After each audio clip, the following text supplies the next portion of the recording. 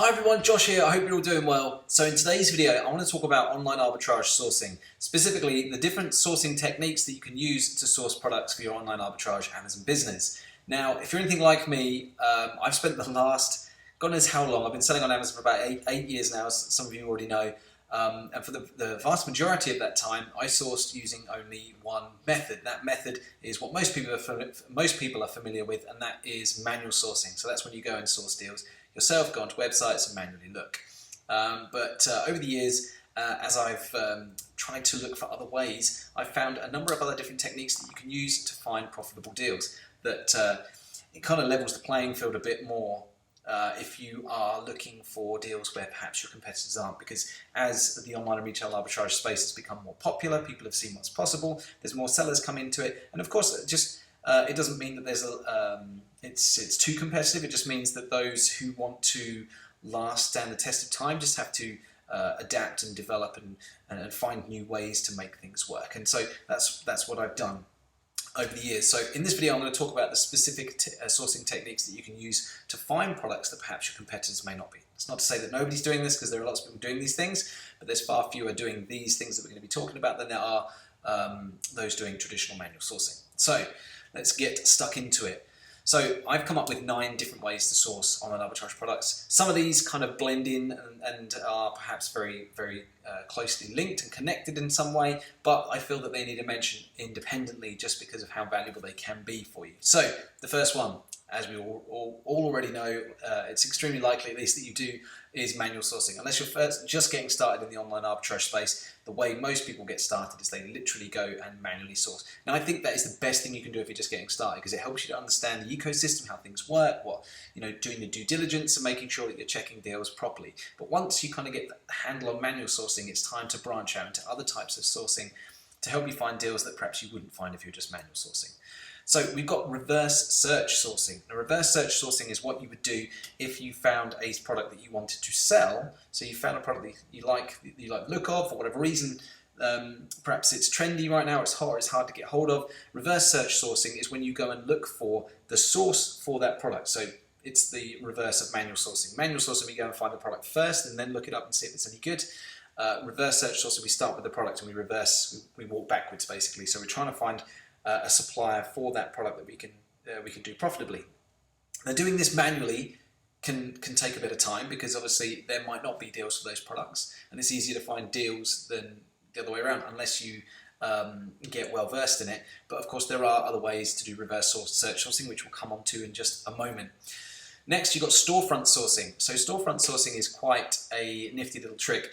So when you're listing your own products, I don't know about you guys, but when I'm listing my products, sometimes I see the same store names crop up over and over and over again. I always think, store 1, 2, 3, 4, 5. They're always there, always on my listings. So there's a good chance that those people who are, those stores that have those same names keep cropping up, they are sellers who are doing what you're doing. Now, it could be that it's extremely likely, in fact, that they're sourcing products that you're not sourcing right now. So what you do with storefront sourcing is you go onto their storefront and you have a look at the products they've got, and then you use reverse search sourcing. So this is where these two interconnect. Use reverse search sourcing to go and find where they might be buying them from. So if you go onto a store whose name you see pop up regularly when you're creating your listings, then you see they've got Lego set number 10254, whatever that might be. You then go search on Google for Lego set 10254 and see if you can find where they're buying it from, because it's extremely likely that you'll be able to identify that source. Of course, it could be retail arbitrage, so you might not be able to find it, or it could be an old product they've had for a while, so it's not fail-safe, but it's a way you can get competitive with the people who you are selling against on Amazon. So that's storefront sourcing. Next, we've got software sourcing. Software sourcing is basically taking the first 3 and some of the other sourcing techniques that we're going to discuss and automating them. So you've got software like Tactical Arbitrage, for example, which is one I personally enjoy using. And the idea of this software is that it does all of the things that you'd be doing manually automatically. So it scrapes through websites, looks for products, looks them up on Amazon, compares them price-wise, works out a profit. The thing with software sourcing is it's not fail-safe. It is going to pull back quite a substantial number of mismatches, and you can set criteria to make sure it only brings through things that meet your criteria. So if you're looking for a minimum of, say, 30% ROI, it will leave out deals that are below that. But anyway, it's a great way to cut back some of the time that you would have to otherwise spend doing it. Master manual sourcing first, then go on to software sourcing. If you're already good at software sourcing, if you're already good at manual sourcing, take a look at software sourcing and give it a try. If you guys are interested in that, I've got a link in the description below. It gives you a 10-day, an extended 10-day free trial using my special coupon. The guys at Tactical Arbitrage hooked me up with that. Anyway, that's software sourcing.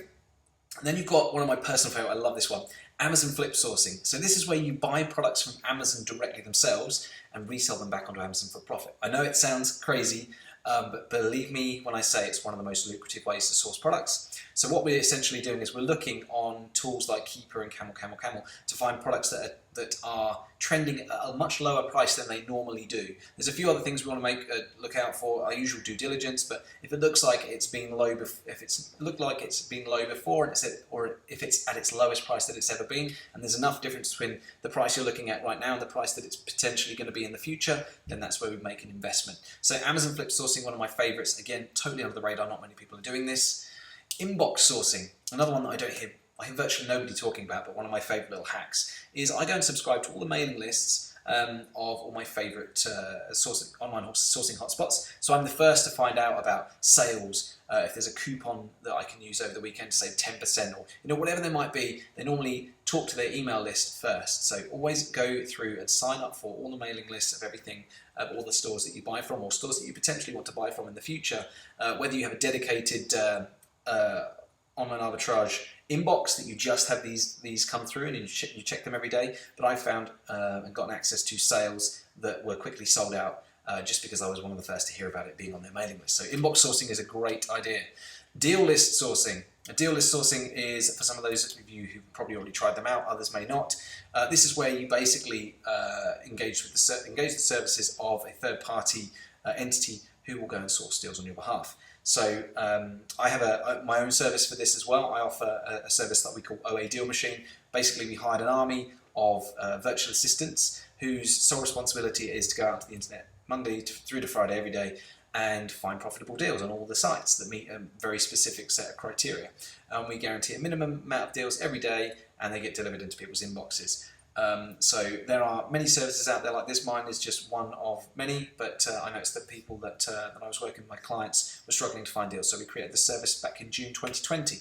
And a bit of a shameless plug here, if you guys fancy giving that a try, we have a special offer on right now where you can get a trial period for it for just £1. 7 days, you get 7 days worth of deals for just £1. And give it a try and see what you think. Anyway, there's a link below the video if you fancy giving that one a go. That's deal list sourcing. Again, there are lots of other options out there, but yeah. Deal site sourcing. So this is where we utilise websites like Hot UK Deals to be among the first to find out about deals that have been found by the community as a whole, not necessarily the online arbitrage community, but the consumer community. So people who are out there and find good deals, share them with their peers online on places like Hot UK Deals, and I find quite a lot of deals this way. And the final one is team sourcing. So team sourcing is where you hire your own virtual assistants to do the sourcing on your behalf.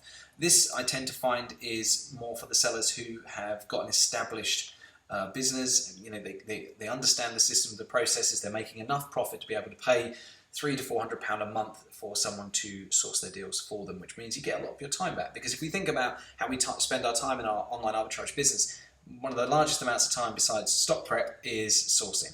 Especially if we're kind of getting to grips with it and we're pretty new to it, it can be a bit of an uphill climb. It takes a little while to get used to how things work. But once you master it, then you can hand it over to somebody else to do that.